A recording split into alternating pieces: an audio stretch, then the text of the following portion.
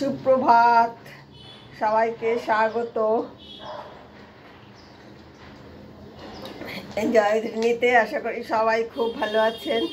আমি আবার চলে আসলাম একটা নতুন ভিডিও নিয়ে আপনাদের কাছে। বটল ফ্লাস্ক পরিষ্কার করার জন্য এই ব্রাশটা কাল কিনে আনলাম সন্ধ্যেবেলায়।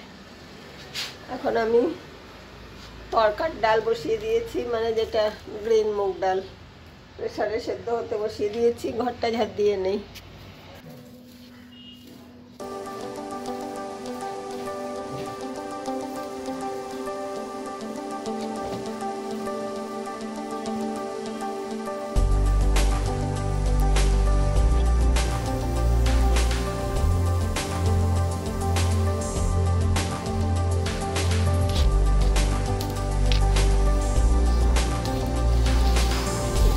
আলুটা কালকে এনেছিলাম, রাখা হয়নি কিচেনে।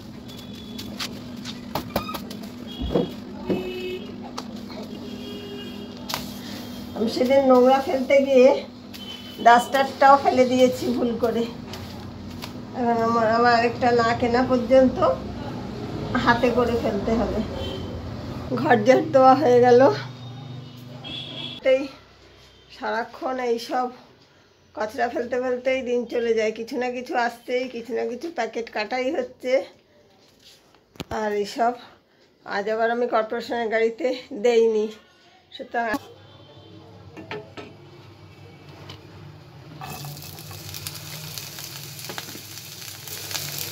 আজকে একটু তড়কা বানাচ্ছি। তড়কার ডালটা না একটু বেশি সিদ্ধ হয়ে গেল প্রেসার কুকারে, ওই জন্য আমি নর্মালি করি। ছোলার ডাল মটর ডাল ছাড়া প্রেসার কুকারে করার দরকার পড়ে না একদম। একটু গ্রেট করা আদা দিয়ে দিলাম, আদা আর রসুনটা দিয়ে দিলাম, টমেটো আর কাঁচা লঙ্কা কুচিটাও দিয়ে দিলাম, ধনে জিরে গুঁড়ো দিয়ে দিলাম। মশলাটা খুব ভালো করে কষাতে এবার ডালটা দিয়ে দেবো।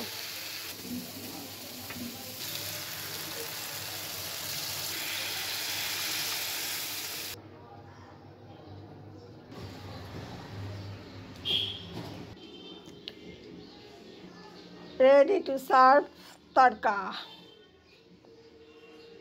ভালোই হয়েছে দেখতে।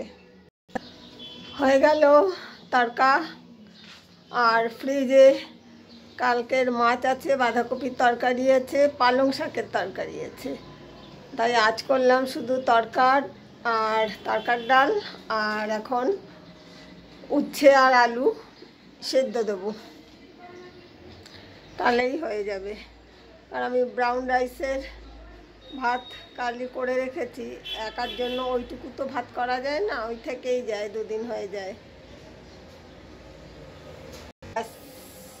ওটা বসিয়ে দিয়ে এখন একটু মোবাইল ঘাঁটবো, তারপরে শ্যাম্পু করব, স্নান করব।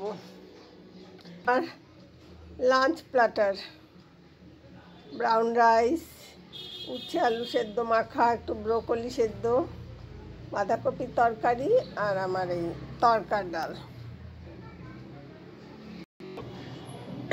আজ আর শ্যাম্পু করিনি, এমনি স্নান করে নিয়েছি।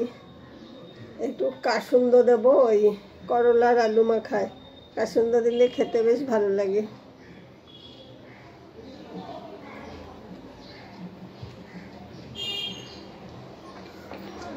ছেটে খেয়ে নিলাম। বেশি ভালো না কাসুন্দটা, ডিএনভি।